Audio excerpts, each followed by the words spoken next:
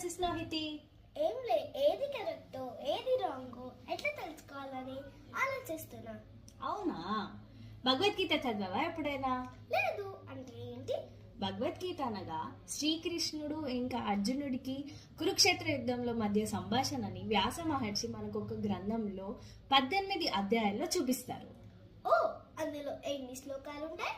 మొత్తంగా 700 శ్లోకాస్ ఉంటాయి. 574 శ్లోకాస్ శ్రీకృష్ణుడు, 41 శ్లోకాస్ సంజయుడు, 84 శ్లోకాస్ అర్జునుడు, ఒక శ్లోకం ధృతరాష్ట్రుడు చెప్పారు. ఇంకొకటి 1 నుంచి 6 అధ్యాయాల వరకు కర్మయోగం అని, 7 నుంచి 12 అధ్యాయాల వరకు భక్తి యోగం అని చెప్పి, ఇంకా 13 నుంచి 18 అధ్యాయాల వరకు జ్ఞానయోగం అని చెప్పబడతారు. ఓ, అది నేను చదవచ్చా? అఫ్ కోర్స్ నువ్వు చదవచ్చు. ఎందుకని మనం ప్రతి వారం ఒక శ్లోకం చదువుకొని